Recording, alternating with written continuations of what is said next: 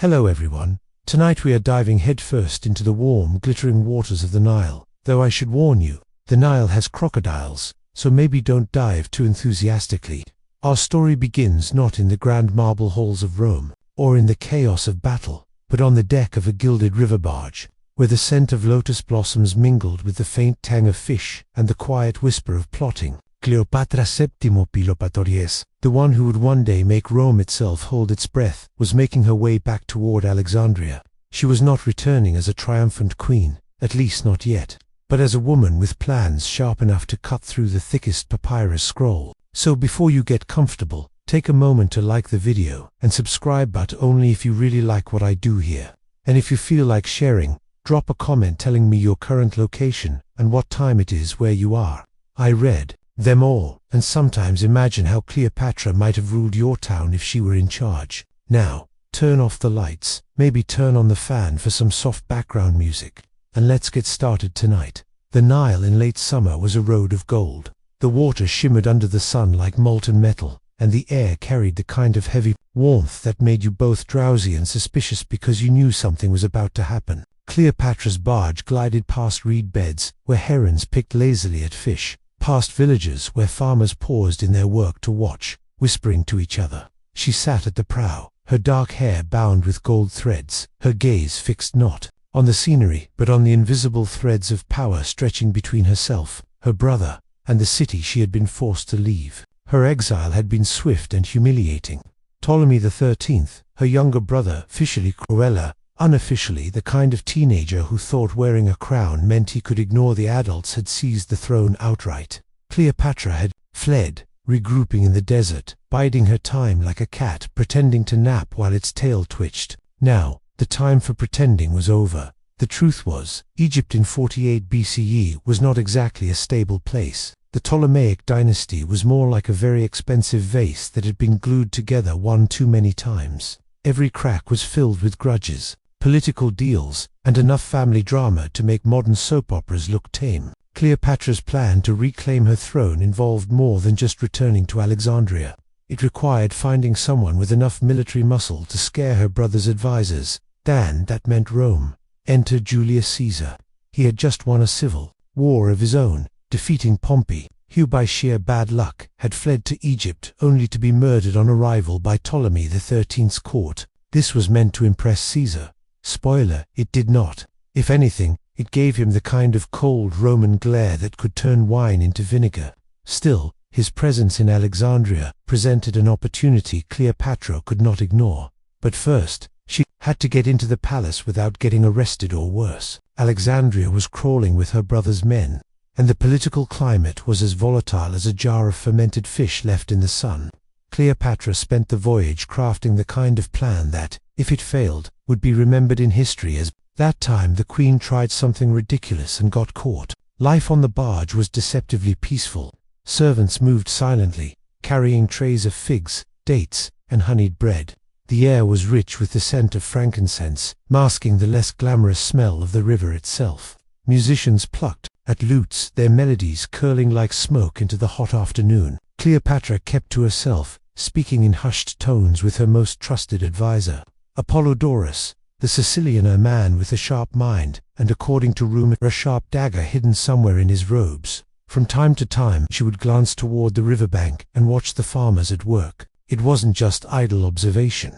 She was reminding herself who she was fighting for, or at least who she needed to appear to be fighting for. A ruler's image was as important as her armies, and Cleopatra, even in exile, understood the power of performance. Oddly enough, one of the crew swore he had seen a hippo trailing the barge for several miles, surfacing just enough to watch. Was it an omen, a bored animal? Or perhaps the Nile simply liked to keep its own secrets? Historians still debate whether the ancient Egyptians saw hippos as divine protectors or as the sort of creatures you avoided if you valued your legs. By the third day of the journey, the skyline of Alexandria began to rise on the horizon. The Pharaohs' lighthouse stood tall, its white stone gleaming in the sunlight, guiding ships toward the bustling harbor. Cleopatra's heart beat faster, not from fear, but from the thrill of the game. She had one shot to turn exile into triumph, and she intended to take it. She gave orders to dock discreetly, avoiding the main harbor. From there, her real challenge would begin, slipping into the palace under her brother's nose. For now, she simply stood on the deck, watching the city grow larger, the air filling with the scent of salt and the faint sound of merchants calling out their wares. Alexandria was a city of contradictions: Greek columns and Egyptian temples, scholars debating in the library while soldiers sharpened their spears. It was hers by birthright, and she intended to make it hers again by strategy. As the sun dipped lower, painting the water in shades of crimson and gold, Cleopatra allowed herself a small smile. Soon, she would be face to face with Julius Caesar, and if her plan worked, the entire course of Egypt's history might shift again. But if it didn't, well, let's just say history doesn't bother remembering queens who fail spectacularly, unless it's to make jokes about them centuries later. For now, she kept that thought to herself. The barge slid into the shadows of the city's outer docks, and Cleopatra stepped ashore, the hem of her gown trailing like a whisper over the stones. The night ahead would be dangerous, and thrilling, and possibly absurd. But that was the thing about Cleopatra: she never played it safe when the stakes were high. The throne room of Alexandria should have been a place of grandeur and grace, but in the hands of Ptolemy XIII, it felt more like a stage set for a particularly tense family drama. Gold and marble shimmered in the torchlight, but the air was thick with suspicion. Courtiers lingered in little clusters, whispering as though afraid the very walls might have ears on, knowing this palace. They probably did. Ptolemy XIII sat upon the throne in robes far too large for his teenage frame, the weight of the gold diadem pressing into his brow as though reminding him that ruling Egypt was not the same as playing at it. His expression was equal parts defiance and insecurity, the look of someone who believed himself invincible, but still glanced over his shoulder, just in case. He had not forgotten Cleopatra's sudden disappearance from Alexandria months earlier, nor the rumors that she had been gathering support in the east. But in his mind, she was still just his older sister, clever, perhaps, but beatable. After all, he had the full backing of his regent Pothinus, the military commander and the palace guards. As far as the boy king was concerned, the throne was secure, or so he thought. Outside the palace walls, Alexandria was a city balanced on a knife's edge. Markets bustled in the morning, but by afternoon the streets swirled with rumors. Caesar was in Egypt, Pompey was dead, and Cleopatra might be closer than anyone guessed. The city's residents were used to change Greek dynasties, Roman traders, Nubian soldiers, but even for them, the air crackled with uncertainty. Pothinus, eunuch regent who was effectively running Egypt on the boy's behalf, had a talent for making trouble sound like an opportunity. He assured Ptolemy that Caesar's arrival was merely a chance to demonstrate Egyptian strength. Achilles, meanwhile, was less subtle. He wanted the Romans gone before they could meddle further.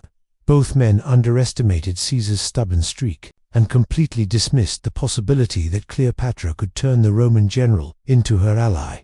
To be fair, the siblings' rivalry had been brewing for years. The Ptolemaic dynasty had long embraced the questionable tradition of sibling quarrel, which in practice meant quarrel until one of you decides to push the other off the throne.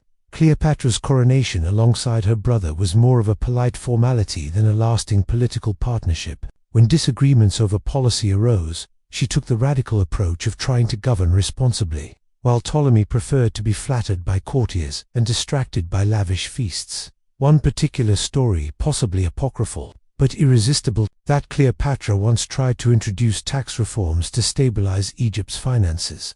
Ptolemy reportedly dismissed the idea because it would have cut into the budget for his pet giraffe. Historians still debate whether the giraffe actually existed, or whether it was just an early example of political satire. By the time Caesar arrived in Alexandria in pursuit of Pompey, the sibling rivalry had escalated into outright civil war. Cleopatra was in exile, her supporters scattered, while Ptolemy controlled the palace and the city's defenses. But there was one problem neither he nor his advisors could solve. Caesar's patience was limited, and his troops, though few in number, were battle-hardened. The Romans had not come for sightseeing tours of the Great Library. They had come to make demands. Ptolemy's first meeting with Caesar was tense.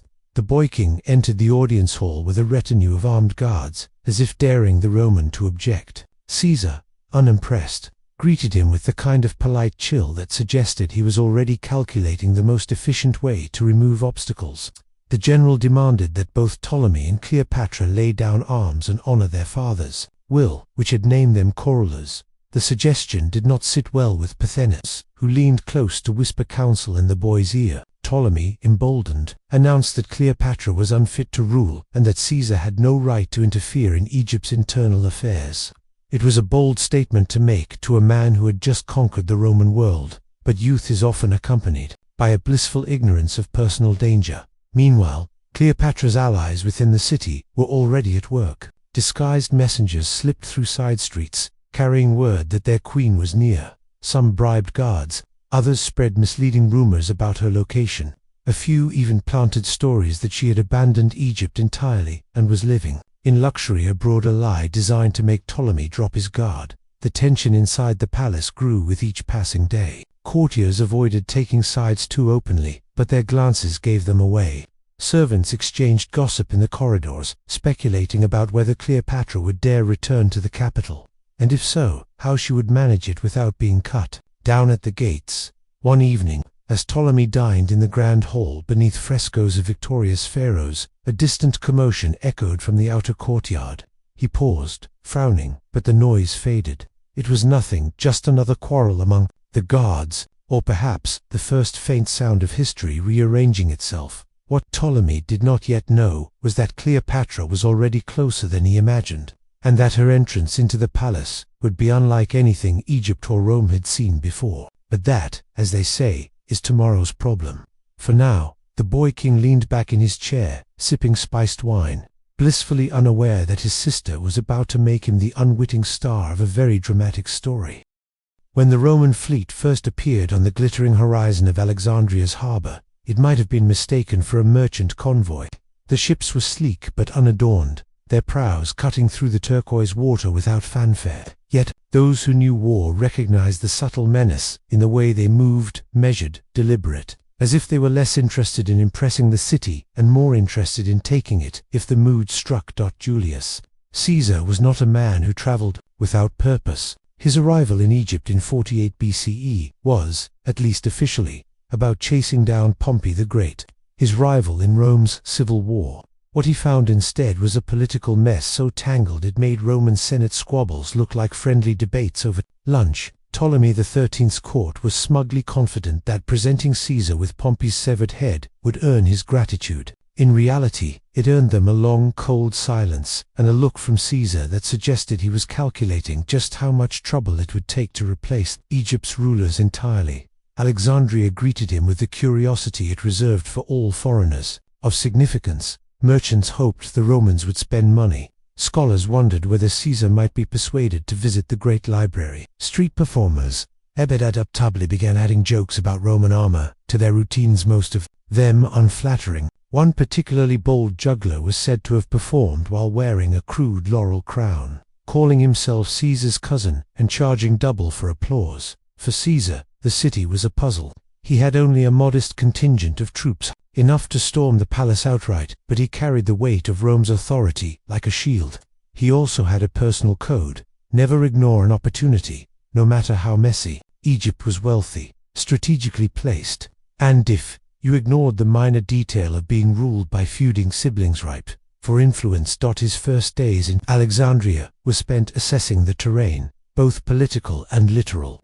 The city itself sprawled along the Mediterranean coast, its wide streets lined with white stone buildings, Greek temples standing alongside Egyptian shrines. The harbor bustled with traders from every corner of the known world, their ships heavy with grain, papyrus, glass, and exotic spices. Somewhere in this vibrant chaos, Caesar knew, lay the key to bending Egypt's future to Rome's advantage. The death of Pompey had complicated matters. On the one hand, Caesar no longer had to chase his rival across the Mediterranean.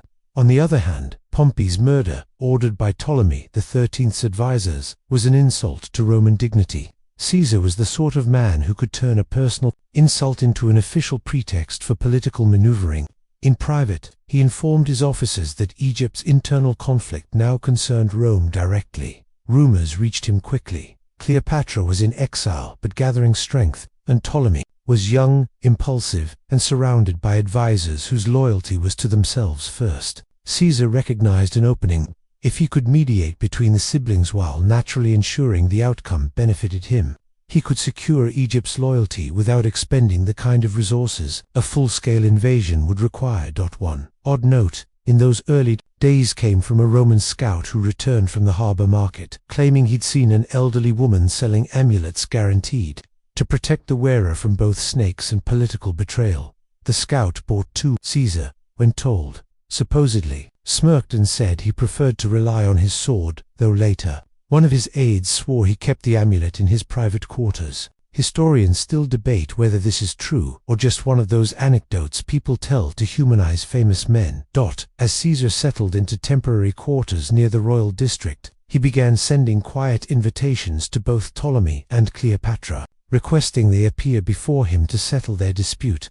Ptolemy's arrival was predictable. He came flanked by guards, trying very hard to look like the embodiment of Egypt's ancient power. Cleopatra's response was silence. No one knew exactly where she was, and those who claimed to know told vastly different stories. The Roman general was patient, but only up to a point. He began to suspect that Cleopatra's absence was deliberate, that she was waiting for the perfect moment to appear, and that when she did, it would not be through the palace gates like any ordinary petitioner.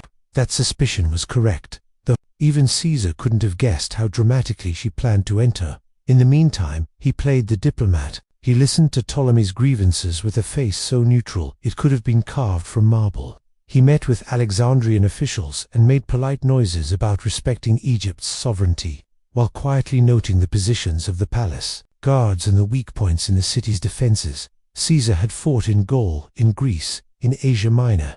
He understood that every city had its vulnerabilities, and Alexandria was no exception. Its harbor could be blockaded, its water supply disrupted, its loyalties divided. The trick was to avoid needing any of those tactics by persuading the locals that cooperation was in their best interest. Still, time was ticking. Every day without Cleopatra's presence was a day in which Ptolemy's court could consolidate power. Caesar didn't know that, at that very moment, somewhere just beyond the city walls, the queen was finalizing the kind of audacious plan that would either restore her throne or end in spectacular failure. And in Caesar's experience, those were often the only two kinds of plans worth making. By the time Cleopatra reached the outskirts of Alexandria, the sun had dipped low, casting the city in molten shades of orange and red.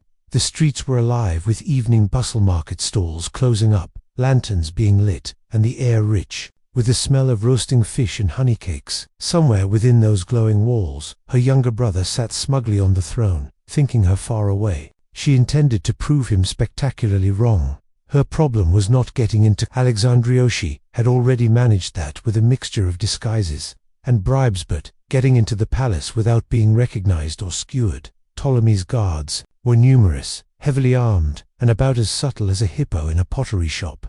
Even if she had an army, which she didn't, storming the gates would have been suicidal. What she needed was stealth, charm, and a little theater. Enter the Sicilian, her trusted ally, who had the wiry build of a man used to slipping in and out of places unnoticed. If Apollodorus had been born in another century, he might have made an excellent stage magician. "You need to meet Caesar before Ptolemy's people know you're in the city," he said, eyes glinting.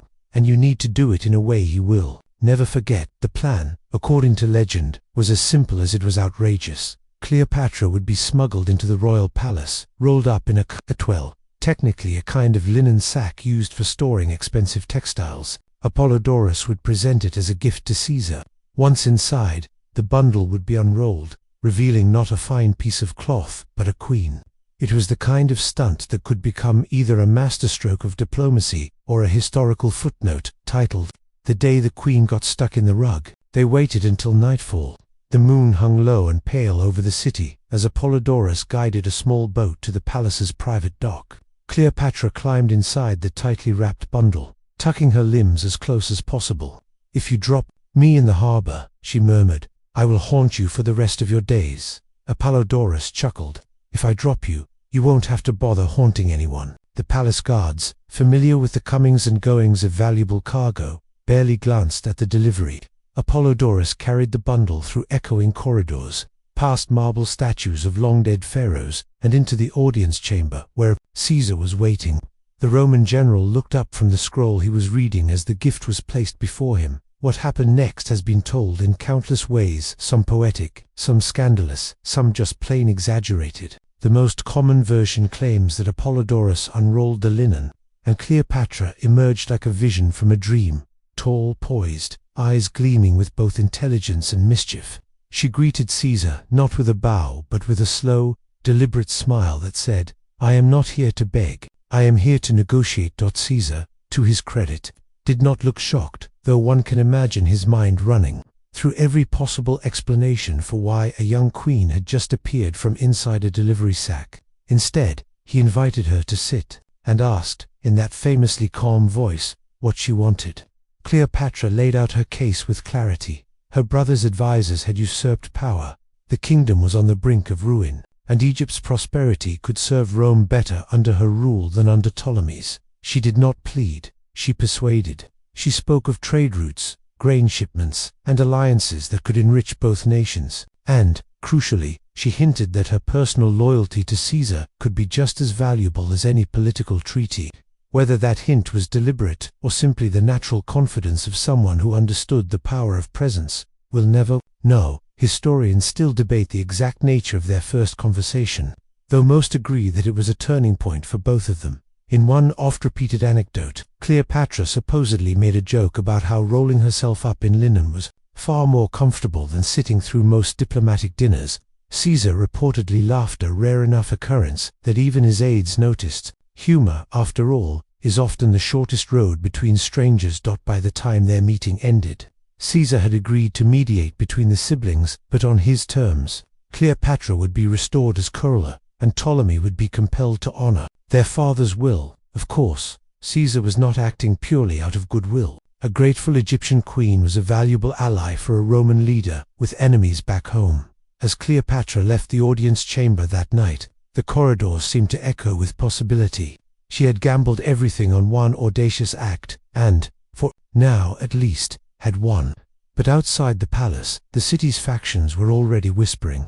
Ptolemy's advisors would not surrender easily, and Alexandria was about to become the stage for a far deadlier performance. Alexandria, in the days following Cleopatra's dramatic reappearance, felt like a chessboard where every piece had begun to move at once. The queen was back in the palace technically as coroner, alongside Ptolemy XIII, but in practice as Caesar's new political partner. For the city's people, this was equal parts thrilling and unsettling. For Ptolemy's advisors, it was a catastrophe wrapped in silk. The boy king himself tried to put on a brave face, but it was clear to anyone with eyes that his temper was boiling. One courtier swore that, after their first family meeting, with Caesar present, Ptolemy left the chamber so quickly he nearly tripped over his own robe. Whether from rage, humiliation, or an urgent need to sulk in private, no one dared to ask. Alexandria was no stranger to political intrigue, but the arrival of Roman soldiers within the city walls changed the tone entirely. Caesar's men, though small in number, were disciplined and alert. They stationed themselves in key locations, at the palace gates, near the harbor, and along the broad Canopic Way, Alexandria's main avenue. Their mere presence made it clear that the Romans were not guests, they were guardians, or wardens. Depending on your point of view, this did not sit well with the Alexandrian factions loyal to Ptolemy. Achillas, the commander of the royal army, was particularly offended. A tall, broad man with a taste for flashy armor. Achillas had once boasted that he could drive out any foreign force with half his troops tied behind their backs. When Caesar began issuing orders in the palace, Achillas took it as a personal challenge. Meanwhile, Cleopatra wasted no time in cultivating her image. She appeared in public alongside Caesar, presenting herself not as a queen rescued by Rome, but as an equal partner in shaping Egypt's future. She hosted banquets where Greek philosophers debated with Egyptian priests, and where Caesar, ever the strategist, listened more than he spoke. The queen knew that power was not just about soldiers. It was about perception. If she could win the city's elite to her side, the rest might follow. One odd story from this period involves a banquet where Cleopatra, to amuse her guests, wagered that she could consume the most expensive meal in history.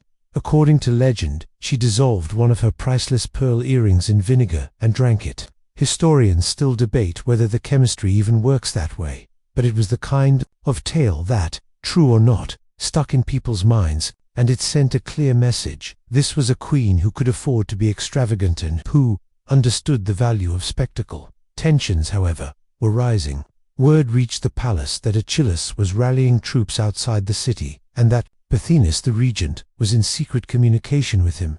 Their plan was simple: eliminate Caesar's small force before reinforcements could arrive, remove Cleopatra from power once and for all, and restore Ptolemy's sole rule. Caesar was not blind to the danger. He had been in tight spots before in Gaul, in Greece, even in Rome itself, and he recognized the signs of an enemy preparing to strike.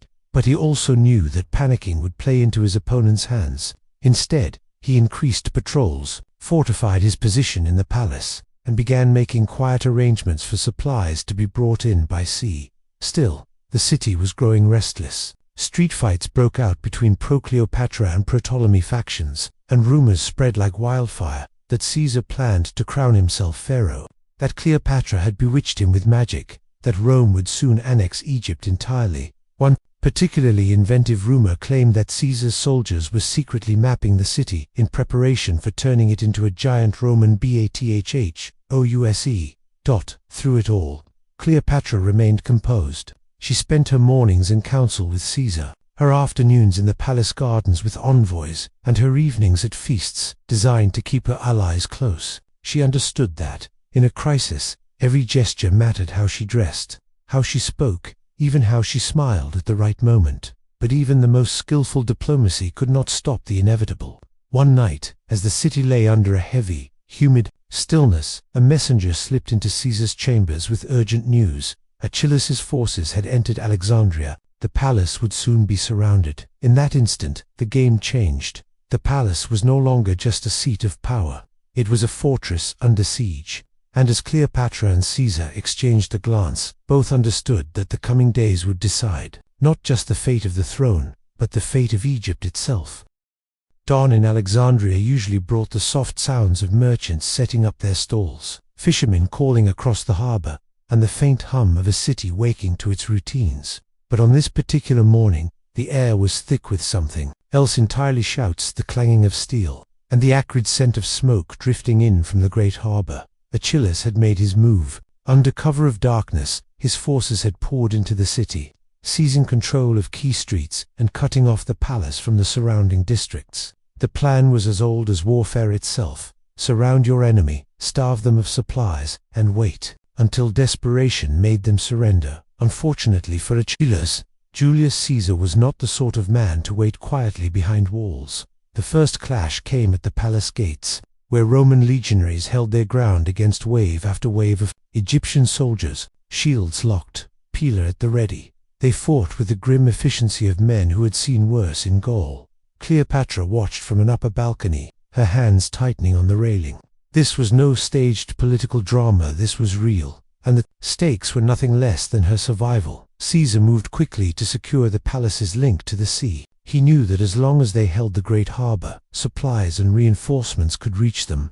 He ordered a detachment to seize the royal docks and fortify them, creating a lifeline between the palace and the Roman fleet anchored offshore. From there, he could control at least part of Alexandria's waterfront, a narrow but vital strip of territory. The harbor itself became a battlefield. Warships maneuvered between merchant vessels, their oars churning the water to froth. Egyptian forces loyal to Ptolemy tried to ram Roman ships, while archers loosed volleys from the decks. The Romans responded with catapults, sending flaming projectiles arcing through the morning sky.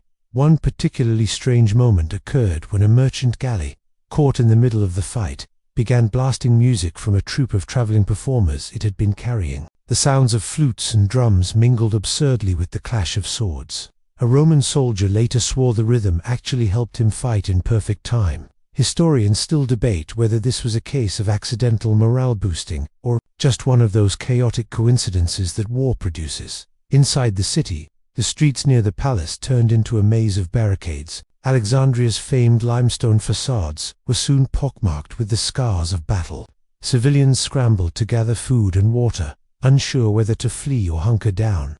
Some took advantage of the chaos to settle old grudges, which meant that, in addition to the organized fighting, Caesar's men had to navigate a tangle of petty neighborhood disputes. From the Roman command post, Caesar directed operations with his usual composure. He dispatched messengers to rally loyal Alexandrian factions, promised rewards to sailors willing to run supplies through enemy lines, and ordered the construction of temporary defenses in the palace's outer courtyards. Cleopatra, for her part, worked to keep the palace's civilian staff calm, reminding them that a siege could be endured as long as discipline and food held out. But Achilles was not content to simply surround the palace. His forces made repeated assaults on the harbor fortifications, hoping to break Caesar's link to the sea.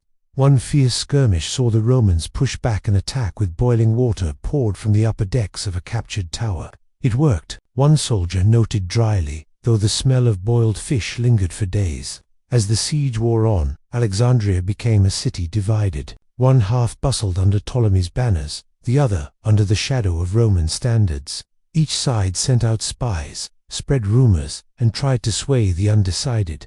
Some citizens placed bets on how long Caesar could hold out. Through it all, Cleopatra remained a visible presence at Caesar's side. She appeared in the courtyards to encourage the soldiers, walked the corridors to reassure the servants, and even visited the makeshift infirmary to speak with the wounded. She understood that morale was a weapon and in a siege, perhaps the most important one. Still, the reality was stark. The palace and harbor were holding, but barely. Supplies were limited, tempers were fraying, and Achilles showed no sign of abandoning the fight. Caesar knew they needed a decisive blow, something that would shift the balance before exhaustion or famine forced their hand. And so, as the sun set over the embattled harbor, he began planning an operation that would change not only the course of the siege, but the fate of Alexandria's most treasured landmark.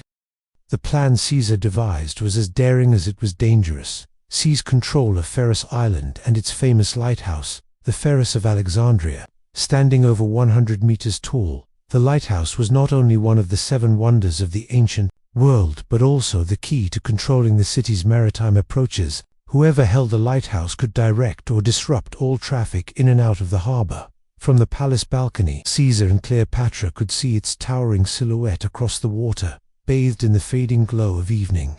To Cleopatra, it was a symbol of Alexandria's greatness. To Caesar, it was a strategic prize. If they could take it, Roman ships would have safe passage into the harbor, and Achilles' supply lines from the sea would be crippled. The challenge was immense. Pharos Island was connected to the mainland by the Heptastadian Causeway, a massive stone bridge nearly a mile long, lined with defensive towers. Egyptian forces loyal to Ptolemy had fortified the causeway, placing archers and artillery to repel any assault.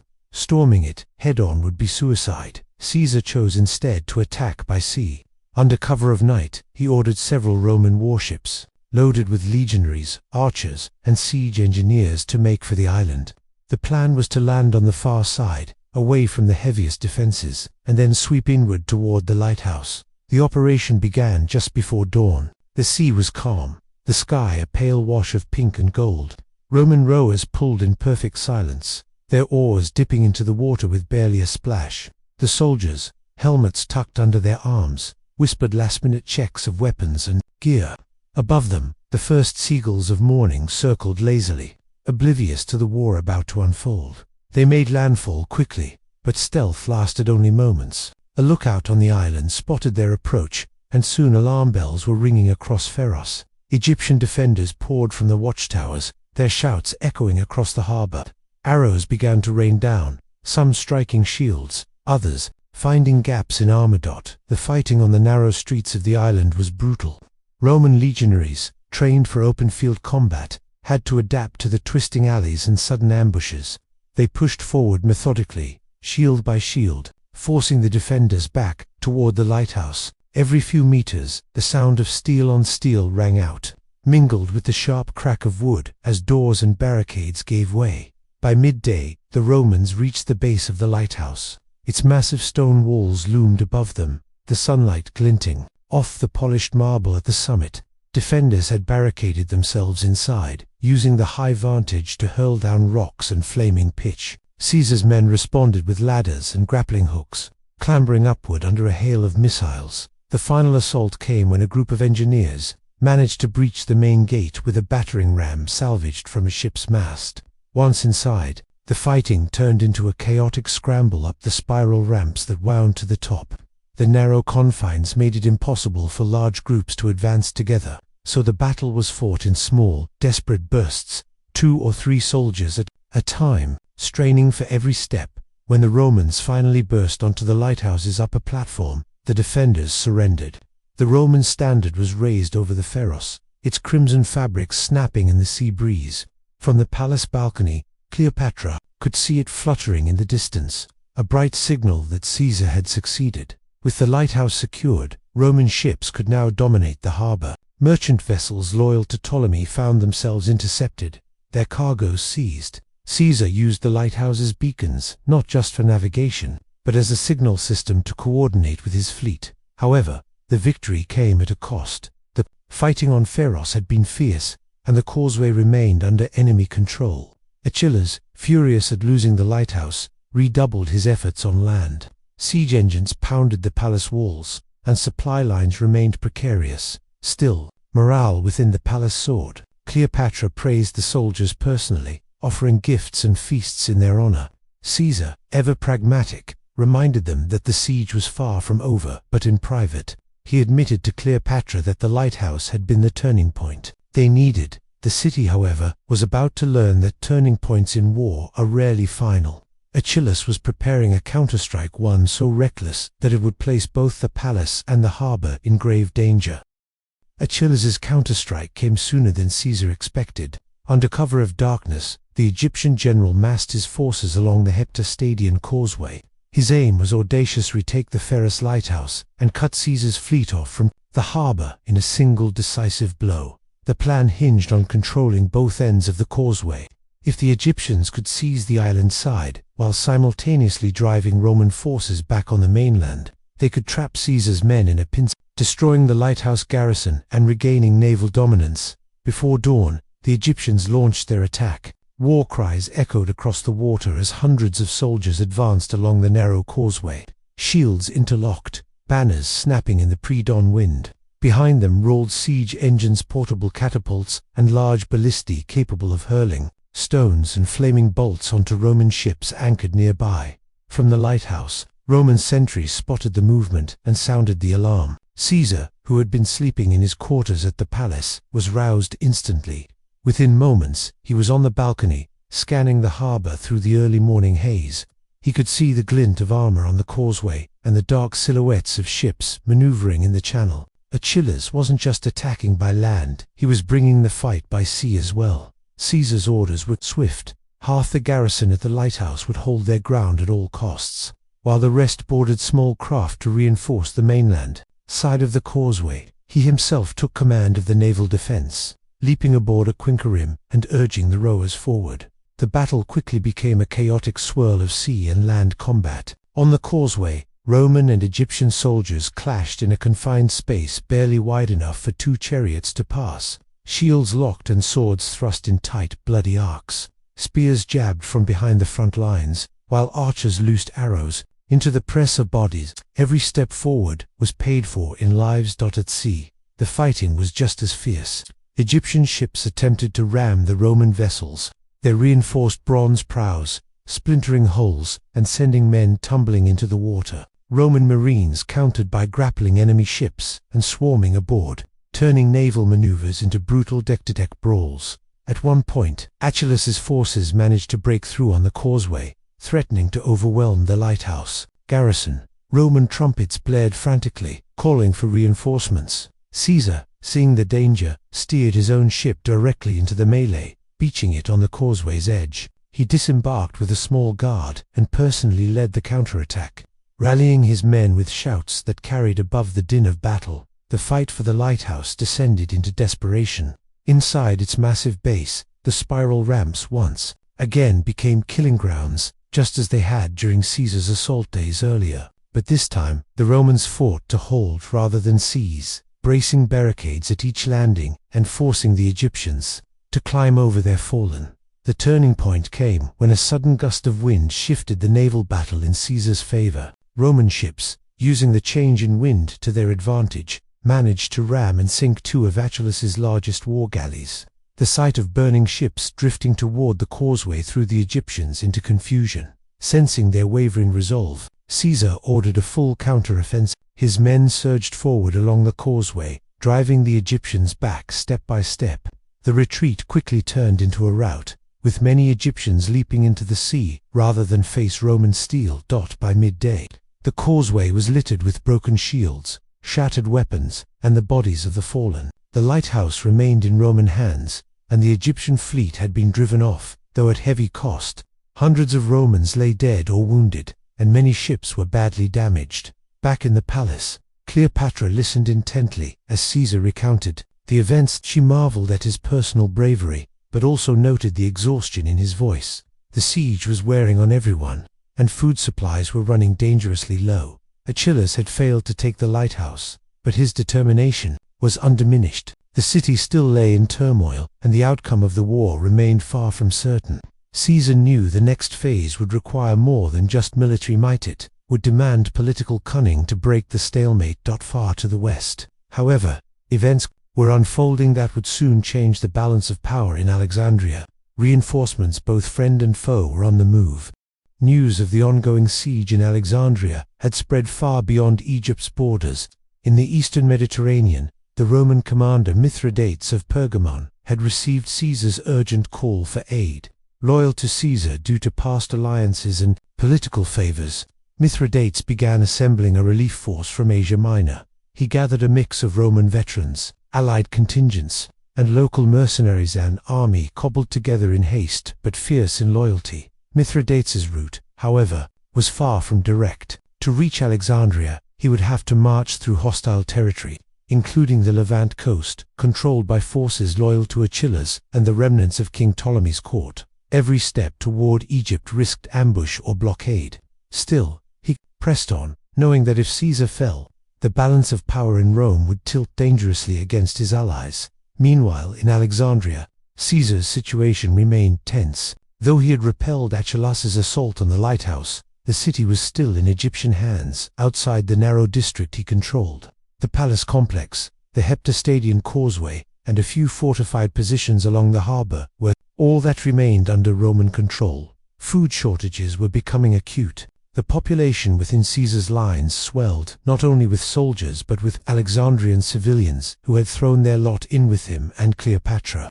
Grain stores dwindled, and Caesar was forced to ration supplies carefully. Despite the hardships, Cleopatra remained an active presence in the palace.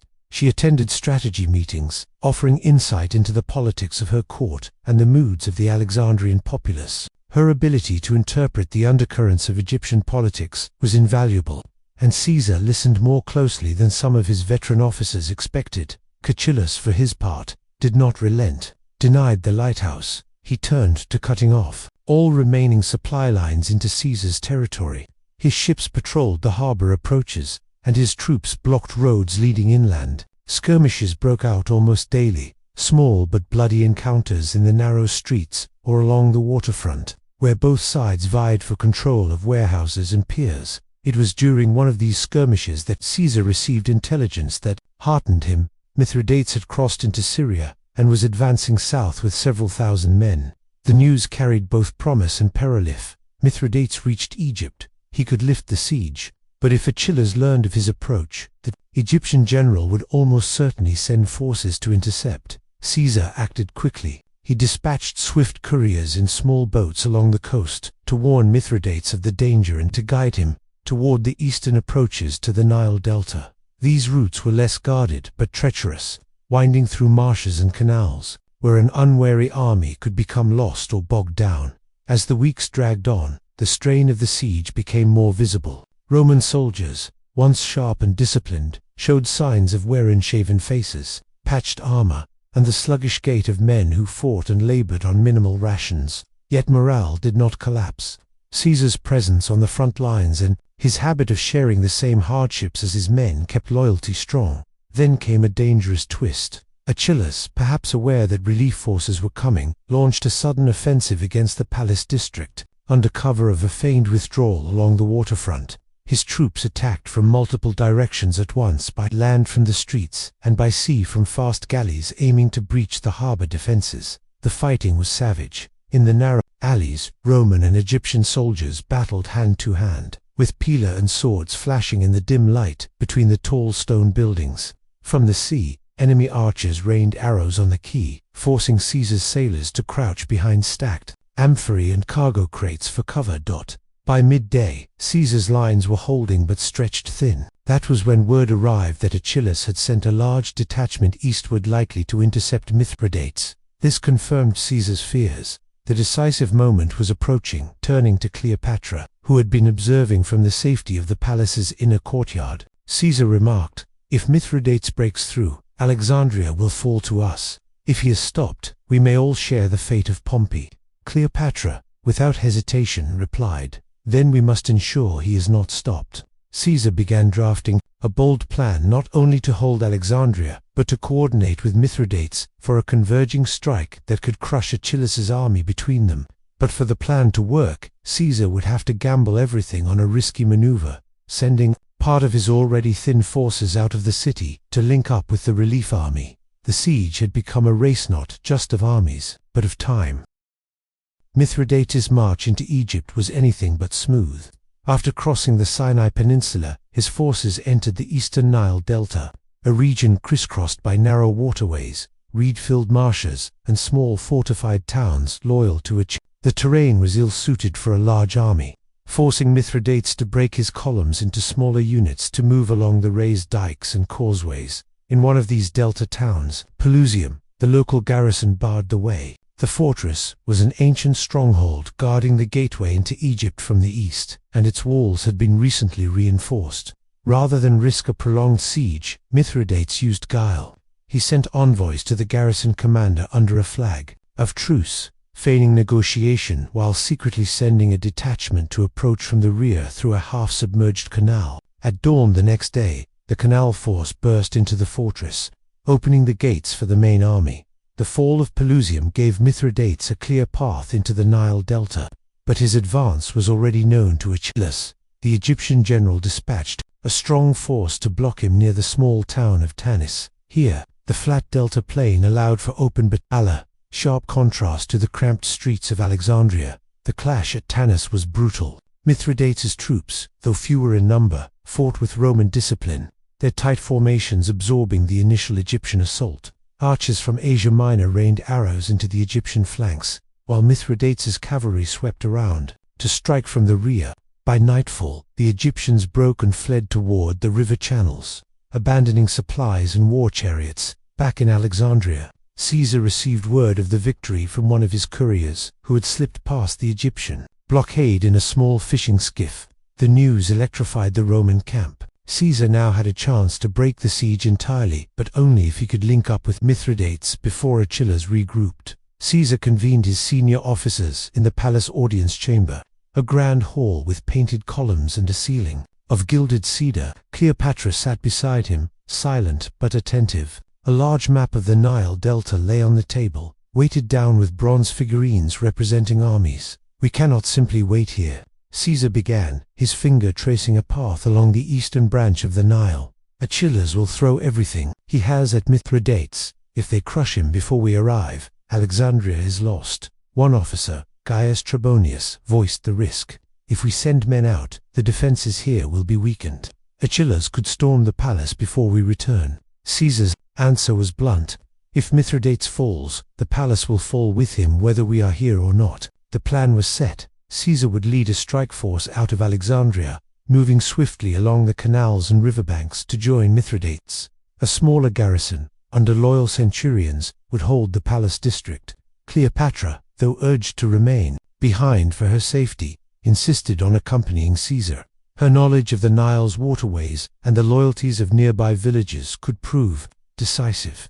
The departure was carried out under cover of night. Caesar's men boarded small riverboats and cargo barges seized from the harbor, rowing silently out of the city's eastern canals, while torchlight from the palace flickered in the distance. Egyptian scouts spotted them at dawn, and before long, swift enemy boats were in pursuit. The chase turned into a running battle along the riverbanks. Archers on both sides traded fire, arrows splashing into the water or striking shields. At one point, Caesar himself took up a bow, loosing arrows toward an enemy vessel that had drawn dangerously close. Cleopatra, seated near the stern under a canopy, calmly directed the helmsman toward side channels that led deeper into friendly territory. After 2 days of hard travel, the Roman flotilla sighted the dust clouds of Mithridates' approaching army.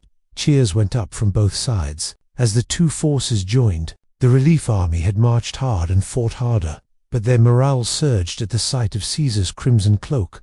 With their forces united, Caesar wasted no time. Scouts reported that Achilles had entrenched his army near the Nile's eastern bank, blocking the approach to Alexandria. His camp was strong, protected by ditches and earthworks. But Caesar's combined forces now had the numbers and discipline to challenge him. The stage was set for a decisive confrontation, one that would determine not just the fate of Alexandria, but the balance of power in Egypt itself. The combined Roman and allied forces under Caesar and Mithridates marched westward toward Achilles' fortified position. The late afternoon sun cast long shadows across the Nile plain, glinting off spearheads and bronze helmets. The air was heavy with the smell of trampled reeds and river mud, and the distant sound of waterfowl rose from the marshes. Achilles had chosen his ground well. His camp lay along a high riverbank, with the Nile at his back and a network of irrigation ditches in front. These ditches were flooded to form shallow but treacherous barriers, forcing any attacker to wade under missile fire. Wooden palisades bristled along the camp's edge, and beyond them, banners of Egypt's royal army snapped. In the breeze, Caesar studied the position from a low rise, flanked by his senior officers. A direct assault here will bleed us, he admitted, but the Nile is his cage as much as his shield. If we can cut him off from the water upstream, he'll wither. Mithridates suggested a feint. Let me strike from the north. I will draw his chariots and cavalry into the open. Then you can cross from the south while his attention is fixed on me. The plan was agreed. Before dawn, Mithridates' troops moved quietly into position along the northern approach. When the first light broke over the horizon, they advanced, shields up, drums beating. Achilles took the bait. His chariots, painted with bright patterns and pulled by sweating horses, thundered across the plain to meet them. Meanwhile, Caesar's force crept toward a shallow ford to the south. The water reached only to the men's waists, but the current was strong, and archers on the Egyptian bank fired constantly. Caesar's men raised their shields overhead, forming a tortoise-like shell, and pressed forward step by step. The first breach came when a group of Gallic auxiliaries surged ahead, cutting down the defenders at the riverbank. The Romans poured through, establishing a foothold on the far side. Trumpets blared, and the full assault began. From the north, Mithridates' men suddenly wheeled and pushed hard against the Egyptian flank. The chariots, unable to turn quickly in the soft earth, became tangled and overturned. Panic rippled through the Egyptian lines. Achilles fought fiercely, rallying his men, but Caesar pressed the attack. The palisades were torn down in places, and the ditches, once a defense, became traps for retreating soldiers. The clash of swords, the cries of the wounded, and the crash of splintering shields filled the air. At the height of the battle, Cleopatra stood with a small guard on a nearby rise, watching intently. She saw Caesar in the thick of the fight, his crimson cloak billowing as he urged his men forward. When the Egyptian center began to collapse, she knew the outcome was decided. By mid, Achilles' camp was in Roman hands. The Egyptian general himself was nowhere to be found. Some claimed he had been cut down in the rout, others that he had fled toward the interior. What mattered was that his army was shattered. Caesar wasted no time consolidating the victory. Supply barges were seized, enemy prisoners interrogated, and wounded tended. Orders were sent back to Alexandria for the palace garrison to prepare for Caesar's return. The march back to the city was almost ceremonial. Along the Nile, villagers emerged from hiding to offer gifts of bread, wine, and dates. Cleopatra moved among them, reminding the people that peace and her rightful rule would soon be restored. But as the walls of Alexandria came into view, Caesar's scouts brought troubling news. Remnants of Achilles' forces had regrouped near the city's western approaches, bolstered by fresh troops loyal to Arsinoe, Cleopatra's younger sister and rival. The fight for Egypt was not yet over. Caesar halted his column on the dusty road as the message was read aloud. The sun was dipping low, painting the desert in shades of gold and crimson, but there was no mistaking the tension in the air. Archino's forces had not fled to the countryside. Instead, they had dug in near the western gates of Alexandria, hoping to bar his entry. "This girl has courage," Mithridates remarked, though his tone carried more warning than admiration. "Cornered enemies can be the most dangerous." Caesar weighed his options. Pushing directly into Alexandria would risk a battle inside the crowded streets, something that could turn into chaos and undo the goodwill Cleopatra had begun to earn. Instead, he chose to outmaneuver. He would not march straight at the western gates. He would force Arsinoe to face him on open ground. That night, under cover of darkness, Caesar split his forces. Mithridates and the allied contingents would circle south, cutting the road between Arsinoe's camp and the desert hinterland. Caesar, with the bulk of the legions, would advance at dawn from the north, pressing her toward the sea. The morning broke with a stiff breeze off the Mediterranean, carrying the scent of salt and seaweed. As Caesar's lines approached, they could see the enemy banners snapping in the wind, bright, defiant, and positioned on a low ridge overlooking the coastal plain. Arsinoe herself stood in a war chariot, clad in light armor, her hair bound beneath a golden circlet. Though young, her posture was proud, and she gestured sharply to her captains as Caesar's men deployed below. The Egyptian soldiers had constructed shallow trenches and planted sharpened stakes to blunt a cavalry charge. Archers were posted along the ridge, their arrows tipped with fire. Caesar opened with a probing attack, sending forward a screen of skirmishers to draw enemy fire. The sky filled with the hiss of arrows, some striking shields, others embedding in the sand.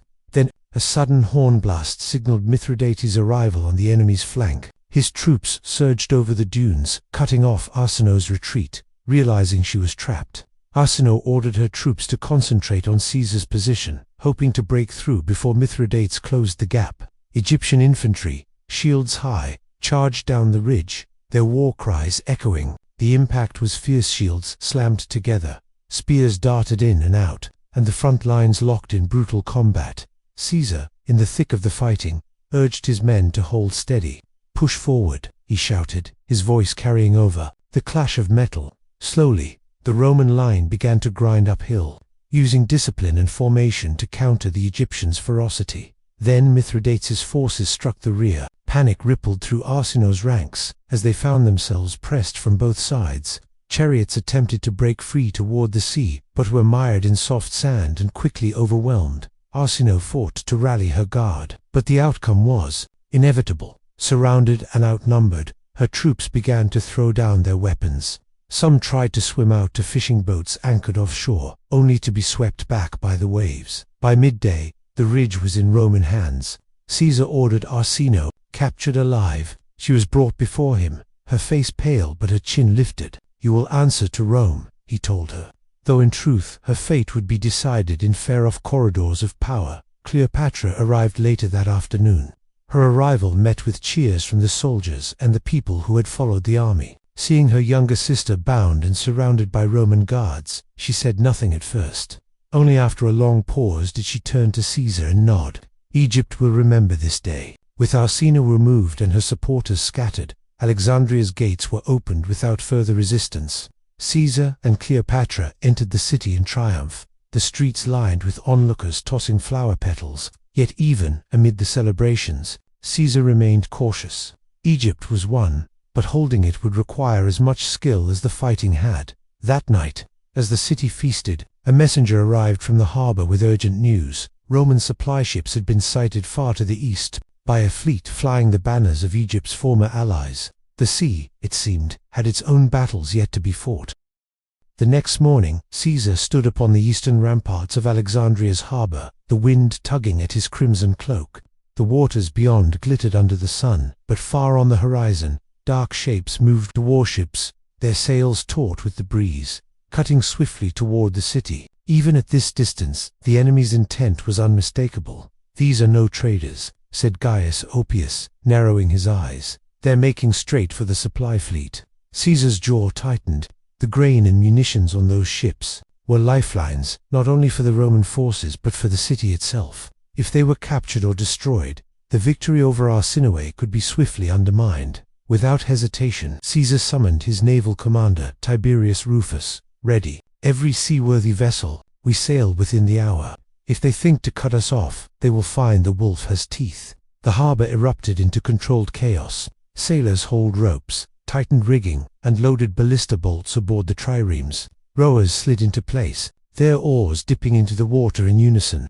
Cleopatra watched from a balcony above, her expression unreadable. Though she had no command in this battle, she knew its outcome would determine the stability of her throne. By mid-morning, Caesar's fleet slipped past the Pharaohs' lighthouse, its towering form casting long shadows over the turquoise waters. The enemy ships, sleek, narrow war galleys with painted prows, were now close enough to make out the bright crests of their helmsmen.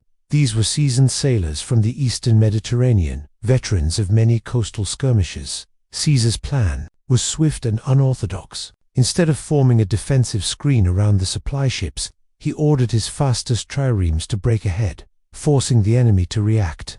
Ballista crews loaded heavy bolts tipped with iron, while archers soaked their arrows in pitch. The first clash came just past a cluster of low reefs. A Roman trireme, moving with the wind, rammed an enemy galley amidships. The wooden hull split with a splintering crack, and men were thrown into the churning water.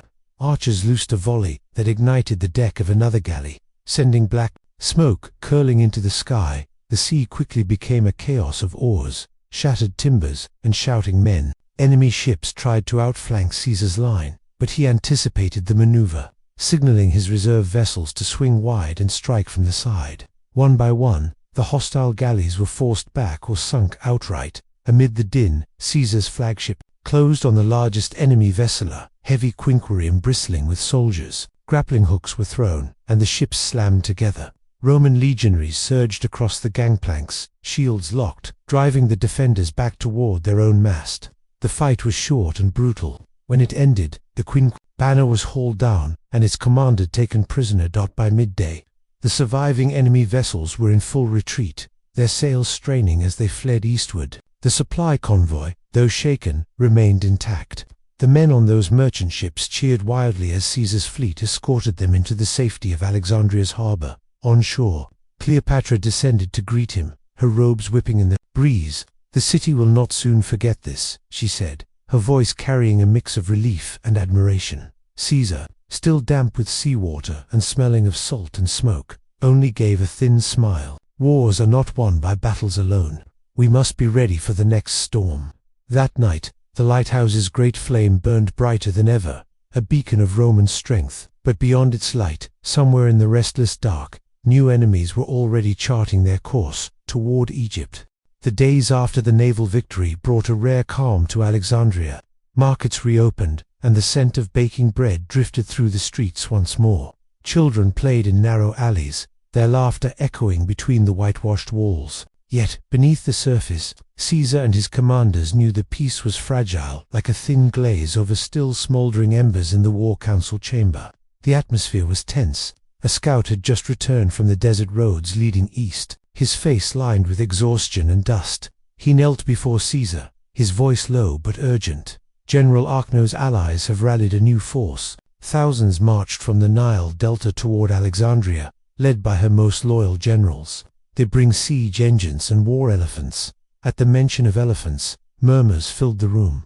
The beasts were rare in these parts, brought from distant Africa or India, and their impact on the battlefield could be devastating if unchecked. Caesar studied the map spread across the table, fingers tracing the narrow approaches to the city. "They mean to crush us quickly," he said at last. "If they encircle the city, our victory at sea will count for nothing." Tiberius Rufus leaned forward. "Then we must meet them before they reach the walls. Strike them while they are stretched along the road." Caesar nodded. "We'll march at dawn, light troops first, then heavy infantry. The cavalry will harry their flanks, and for the elephants," he looked to his veteran centurions, "we'll use fire and javelins to drive them into panic." At sunrise, the Roman columns filed out of Alexandria's eastern gate, shields glinting in the light. Cleopatra stood atop the walls, watching them go. Though she wore the golden diadem of a queen, her gaze was fixed on one figure, the man in the crimson cloak at the column's head. By midday, dust rose on the horizon ahead. The enemy vanguard appeared, a line of banners swaying above rows of spears. Behind them, the massive shapes of elephants loomed, their tusks capped in bronze, their sides draped in colorful armor. drivers perched atop their necks, guiding them. With iron-tipped GOADS, Caesar ordered his front ranks to form a crescent, with archers and slingers stationed in the gaps. As the two forces closed, the enemy let out a roar of war drums, and the elephants began to trot forward. The ground shook beneath their advance. Archers now, Caesar shouted. A hail of arrows, many tipped with flaming pitch, streaked through the air. The first shafts struck the elephants' blankets, setting them alight. Trumpeting in pain and confusion, the beasts began to thrash. One turned suddenly, trampling its own infantry in a storm of panic. Seeing the disruption, Caesar signaled the charge. Roman infantry surged forward, shields locked, driving wedges into the enemy's fractured lines. Cavalry swept around the flanks, cutting down stragglers and scattering the reserves. The battle was fierce, with pockets of resistance fighting to the last. But by late afternoon, the field was littered with broken siege engines, abandoned standards, and the hulks of fallen elephants. Caesar stood among the wreckage, breathing hard but uninjured. "They will come again," he said quietly to Rufus, "but not tomorrow. We've bought ourselves time, and time is a sharper weapon than any sword."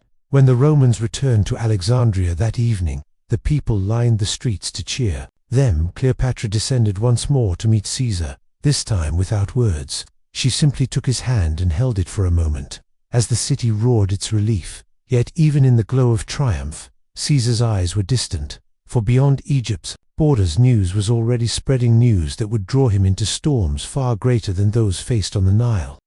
The weeks following the rout of Arsinoe's army passed in a haze of tense diplomacy and quiet maneuvering. With her forces broken, Arsinoe herself was captured while attempting to flee up the Nile disguised as a servant. She was brought to Alexandria, in chains, her young face hard with defiance even as the crowd jeered. Caesar received her in the royal court, where Cleopatra sat beside him on a gilded throne. The general studied the girl for a long moment, seeing in her both courage and tragedy. She was no older than many legion recruits here. She had nearly brought Egypt to ruin. "You will not die here," Caesar told her at last, his voice steady. "Your fate will be decided in Rome." Arsinoe's eyes flashed, but she said nothing as guards led her away. For Cleopatra, the moment was more than the removal of a rival, it was the solidifying of her claim to the throne. In the days that followed, Caesar oversaw the reorganization of Egypt's government. Cleopatra was crowned sole ruler, though her younger brother Ptolemy XIV was kept nominally as co-regent to satisfy tradition. In reality, power rested firmly in her hands, guided by Caesar's influence. Trade resumed along the Nile, ships once more leaving the harbors heavy with grain. Roman soldiers lounged in the marketplaces, their armor gleaming in the sun, while merchants hawked goods from as far away as Gaul and India. At night, the palace hosted feasts in Caesar's honor bank of roasted goose, figs soaked in honey, and wine from Cyprus. Yet for all the splendor, Caesar's mind was often elsewhere. News from Rome was troubling. His allies sent urgent messages. The Senate was restless, old enemies were stirring, and the Republic trembled under the weight of factional strife. One evening, as the warm breeze carried the scent of lotus flowers through the palace, Cleopatra approached him on the balcony. The city's lights flickered below, and the dark Nile flowed beyond. "You are thinking of Rome," she said softly. "I am always thinking of Rome," he admitted. "This land has beauty, and you have made it difficult to leave. But my destiny is not here. The Republic is ailing, and I must return before others claim the cure." Cleopatra's gaze did not falter. "Then go. But remember, Egypt will be your ally, and I will be more than that." They stood together in silence, knowing their paths would soon diverge.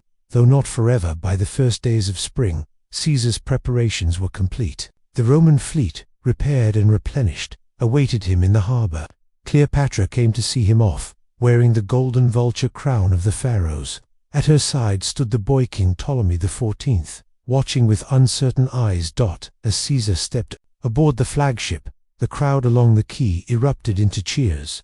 Oars dipped into the water, and the ships began to pull away. Cleopatra remained at the edge of the pier, her figure growing smaller as the distance widened. The Mediterranean stretched before Caesar, calm and glistening. Yet he knew that the seas ahead, political and personal, would be far more treacherous. Egypt was behind him, but its memory, and its queen, would follow him to the very heart of Rome. And thus ended the Alexandrian campaign, not with the fall of a city, but with the forging of an alliance that would echo through history.